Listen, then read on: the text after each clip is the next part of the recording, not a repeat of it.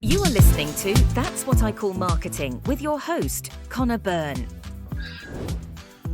Welcome to That's What I Call Marketing, the podcast where you will hear from the leading lights in the marketing world and listen to their unique insights. And of course, this is our monthly roundup of all things great in marketing in the month of April. It is top of the marketing charts. So let's get things underway. We're going to start with the Weetabix discovery. Weetabix saw volume sales decline 8% or 5.2 million packs in the 52 weeks to the end of December 2023, presumably because customers are happy to swap their Weetabix with the discounter's own label versions for about a third of the price. Head of brand Lorraine Rothwell told the grocer that brand had lost connection with its core heartland of shoppers aged 45 plus. Of course, we know strong brands can allow a brand to charge a price premium, and so Weetabix are investing heavily in a new brand campaign to win market share. Now, I loved this campaign. It was a real fame campaign that depicts an emergency meeting called by a scientist who wants to share his discovery of national importance with an audience of state official. He shows how Britain's economical, societal and sporting performance has dropped, pointing to a chart that depicts how each has declined because the country isn't eating enough Weetabix. It's clear the brand isn't afraid to poke fun at itself and acknowledges people haven't been eating as much Weetabix of late. Weetabix and their creative agency BBH have successfully managed to combine the essence of the brand with typically dry humour. One of my favourite parts of this ad is when there's a guy saying, "I've been eating croissants," and someone chirps up with "me too" in the background. Just really lovely moment. And these are the hundreds of decisions that get made that make work really, really excellent. So it's really good. So Alex Grave, Christine Turner, Kevin Masters, Mark Race, and all the team at BBH and Lorraine Rothwell, you definitely had your Weetabix making this ad. So thanks for making great work. Have to celebrate it. Next up, Burger King turned 70. Now, brand birthdays are often a bit navel-gazing and can be a bit boring, but I think Burger King have done a really great job celebrating their 70th, tied to their core product differentiator, Flame Grilled. I enjoyed these ads. Some suggested it won't solve the problems Burger King have, but at least it is tasty advertising. And Burger King, I told you you'd be making it to my newsletter. Next up is the Cairn Community Games. Irish property development company Cairn Homes announced their sponsorship of the Community Games. Now, Ireland has a strange old relationship with houses and property developers. So Cairn definitely had a job to do to convince people that they aren't just building hundreds of houses in communities that are under-resourced by schools, roads, and, all the stuff you need when thousands of new families move into an area. They needed to demonstrate a commitment to the communities they are in. And to be fair, I know some of their developments and do a good job of creating a sense of community, but unless you live there or nearby, you probably don't know that. So this was a really good fit for Cairn Homes, replacing Aldi, who had been the sponsor, but have been pretty quiet about it. They've definitely launched with a bang, with a lovely piece of work that feels really fresh coming out of 10th Man. So congratulations to everyone involved, and especially my good friend Alma, who was part of this. So next up is the smelling billboard from McDonald's. There was consternation about this one. Now, it's no secret that I do love out-of-home, and I love clever out-of-home executions. I thought this could be great. These are new scented billboards, and they're believed to be the first of their kind in the world, designed by advertising agency in Amsterdam by the name of TBWA Naboko. I've probably got that wrong. In collaboration with the production company Rowell and Regal.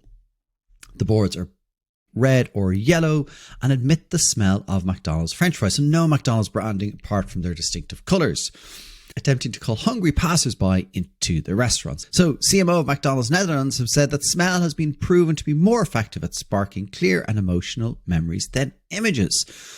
And with the inclusion of this next phase in our advertising, we found a new way to remind people of good times at McDonald's. Now, on LinkedIn, Will Poskett called it a scam, asking, can someone tell me what business KPI this is driving? Who is it targeting? How expensive it was to make versus ROI? Honestly, in my opinion, this is a piece of work to win a Cannes award. How dare they? Now, I would definitely agree that this probably doesn't drive sales of fries. Likely only a few dozen people got to engage with the sensory billboard themselves, and they were then filmed. I don't know what business KPI this was driving, but I'm going to guess it was about earned media and sentiment, possibly testing the idea of scent as a distinctive asset for McDonald's. It is known to increase sales and product quality perception. Now, maybe the CMO of McDonald's Netherlands can come on the show and tell us all about it. If you didn't get a chance to read the piece in Business Plus magazine about B2B marketing that I wrote, you can check it out. Go to Business Plus and look for The Time for a Reboot in B2B Marketing is now. Well, the Wild Atlantic Way is 10 years old, and this is a piece of tourism marketing genius from Fáilte Ireland. Essentially, the organisation took the west coast of Ireland, highlighted lesser known sites beside the main draws that people were going to, and packaged it up as the Wild Atlantic Way. The brand was devised on the backdrop of the financial crisis, which had pretty much killed tourism in the west of Ireland. It has been a huge success. As reported in the Irish Times, the results are overwhelmingly positive. 1 million more international visitors in 2019 than 2014. A flourishing tourism industry that supports 80,000 jobs and is worth 3 billion to the economy. The Wild Atlantic Way accounts for 2/3 of all revenue generated by out-of-state visitors, and as it celebrates its 10th birthday, 43% of all domestic trips taken in Ireland will make their way somewhere along the route. Now, I got to work on some web dev projects for the Wild Atlantic Way, so I got to see a bit about how it worked, and it was fascinating to hear how towns were pitching themselves to be included in the Wild Atlantic Way. In fact, the Wild Atlantic Way spread further than initially intended due to its huge success. It has led to Fáilte Ireland creating Ireland's Ancient East to try replicate the success for the East Coast. There is still work to do, and quoted again in the same Irish Times article, Miriam Kennedy of Fáilte Ireland says, by 2027, the Wild Atlantic Way will be in the top 5 touring routes in the world, sharing the billing with the likes of Pacific Coast Highway in California and South Africa's Garden Route. I love that ambition. Fantastic, and it's a wonderful piece of marketing from Fáilte Ireland that deserves to be celebrated. Well, April was the month that fake billboards sort of blew up. Now, I wasn't going to mention them every month, but I have to for context for this part. So, Uncommon Studios released their new out-of-home campaign for British Airways. You know, the one where they show only a part of the logo, the brand. Well, what happened next was not really unusual, where someone, in this instance Tom Brits, mocked up a fake competitor ad and posted it online. It all sort of blew up from there. First off, people assumed it was real and were sharing how brilliant it was. Then people realised it wasn't real and were getting annoyed at it being a fake ad. People were up in arms over the fact that this ad could have never been real, and then some others got annoyed saying it was real because I saw it. That makes it real. I was taken aback by the level of debate about the fake ad. It is never kind of in its origin that it loses the context of being fake, and Tom was really clear in his post that it was fake. It is in the resharing that people somehow remove the context. So if you see one of those fake ads and you reshare, just let people know it's fake. I think these are great things. They're fun, creative, and as Tom wrote in The Drum, the aim was simply to get an idea out of my head and into the world. The ad has had over 1 million impressions. Now, I'm sure EasyJet and probably BA have no problem with it. It gave them a bit more reach. I guess the only lesson for creative is the one from Tom himself. If I thought I was going to do that, reach over 1 million, I'd have made it better. Well, hopefully Tom's inbox has been full of work offers now. So a big question for marketing in April is your marketing raw authentic? Well, you're in trouble with Gen Z if it isn't.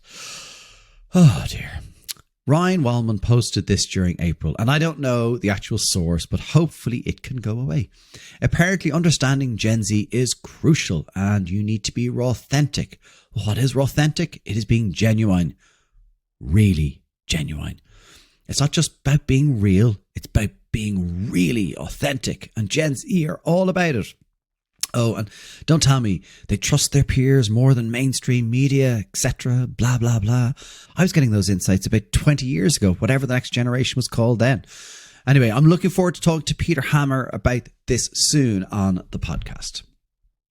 So, did Sky Ireland change their streaming ad? In March, Sky released an ad to promote their streaming service, and their media plan was definitely going for reach and frequency. The ad was everywhere, which would normally be a good thing. I wonder if Sky went about creating something that people would talk about and hope that the guy on pause going, I'll stop now, for pretty much the entire length of the ad would get into culture, get people talking about it. People would have fun with it, would love it. Well, it seems to have backfired massively. It's been a long time since I have seen widespread hate, and yes, hate for an ad. Comments on any social platform you went on were full of hate. People complained to the Advertising Standards Authority about it. WhatsApp groups were lit up with comments about how annoying it was. Now, look, you never want this for any marketing team or any creative team. People are out to make great work that people love. So I do feel for everyone involved because it's hard. But it seems like Sky have had to listen and have changed the ad. Now, it is available on YouTube. Okay, maybe slightly unusually, I'm going to talk about another podcast here. But we all know the importance of the CMO and CFO relationship, and the On Strategy Showcase, which is a wonderful marketing podcast hosted by Fergus O'Carroll, the Stillorgan man residing in Chicago, took on this topic. And in April, he released the first of his CMO CFO series with fellow Irishman Johnny Cahill of Heineken USA, alongside the CFO of Heineken USA, Timothy Bodart. It is a brilliant episode, delving into important relationship in any organization. And guess what? It turns out the CMO CFO relationship doesn't need to be that complicated. Understanding and having a shared ambition is the key. Johnny, as Timothy said, is a master communicator, and he definitely is that. And it's clear Timothy was keen to understand marketing as much as Johnny was keen to understand his perspective. Of course, you can listen to that episode of On Strategy Showcase, and you can check out Johnny's episode on That's What I Call Marketing as well. After turning the Stanley water bottle into a viral sensation, Terrence Riley has returned to Crocs and is going to be heading up its homely Hey Dude brand of shoes. Riley helped to reshape Stanley, the century-old insulated drinkware brand, into a must-have brand of current culture, according to a statement from Crocs. He propelled the brand's resurgence into a must-have icon. Stanley's 40-ounce Quencher Cup, yet those huge giant things, gained rapid popularity for its array of colours and ability to keep beverages hot and cold for long periods of time. Incredibly, it drove Stanley's annual sales from 75 million to 750 million in 2023 alone, according to CNN. Look, this is definitely one to watch. Riley has big ambitions with going back to Crocs and looking after Hey Dude, stating on LinkedIn, "If another dream of mine comes true, footwear will never be the same again." Okay. Terrence, come on the show and tell us all about it. Speaking of Crocs, the Pringles and Crocs collab is not something I thought we needed in the world. I'm pretty sure we don't. Check my calendar. It's definitely May 1st, not April 1st. So I don't know what this one's about. But look, somebody must love it. Dove's self-esteem project has continued, and they have done incredible work as part of this project over the last number of years. Some of the stats they share are kind of really sad to read. And in the UK and Ireland, 9 out of every 10 girls with low body esteem put their health at risk by not seeing a doctor or by skipping meals. According to Dove, 90% of content is predicted to be AI generated by 2025, and 1 in 3 women feel pressure to alter their appearance because of what they see online, even when they know the images are fake or AI generated. Shocking figures. Piece of work from Dove tries to rebalance things. Look, an ad or a piece of communications isn't going to fix this problem. And to be fair, Dove do more to champion real beauty. I definitely think this is a reminder to us as an industry to think about the impact of AI and unrealistic images of perfection that we put out into the world, putting pressure on young people. Well, some Lucky Beer and Lucky Generals have created a new campaign for Spain's #1 draft beer, Cruz Campo, working with Heineken to launch the brand in the UK with an ambition to make Cruz Campo the biggest Spanish mainstream lager in the UK. I'm not sure how many other mainstream Spanish beers are in the UK, but look, there's a big ambition there. They developed the brand platform Choose to Cruise, bringing to life, the relaxed, go with the flow, civilian attitude to life. It was definitely chilled out watching this. And I definitely wanted to be sitting at that bar at the end, enjoying some tapas in the sunshine.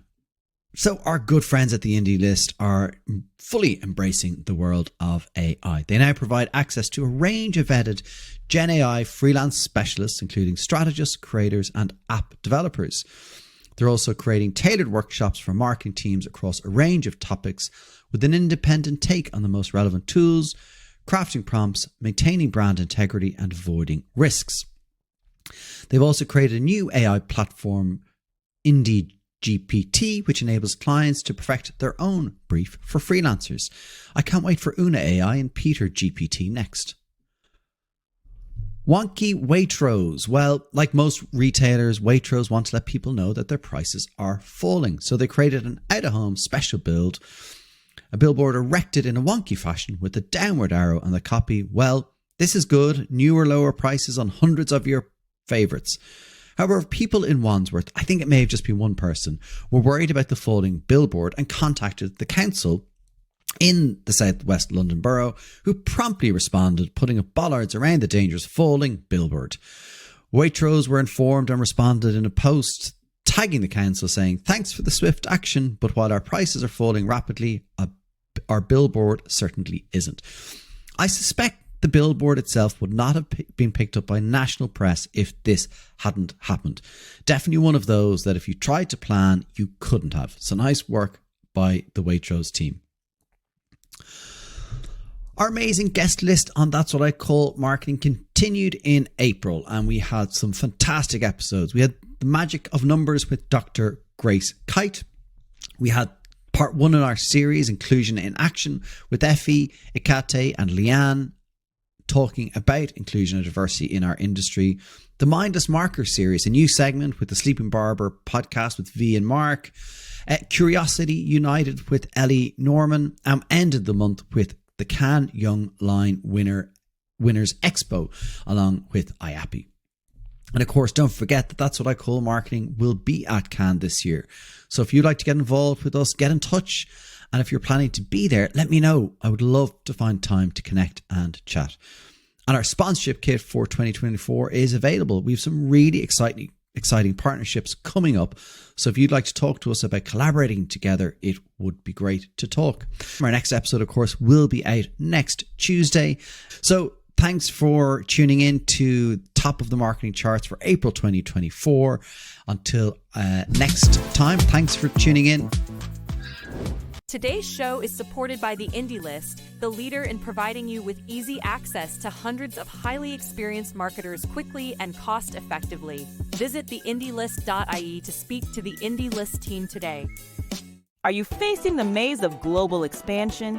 Diplomat introduces the diplomacy model, a cost-effective, innovative approach to navigating the complexities of your brand's presence in international markets. Visit diplomat.agency. If you would like to reach an engaged community of marketing leaders, get in touch with That's What I Call Marketing to discuss sponsorship opportunities.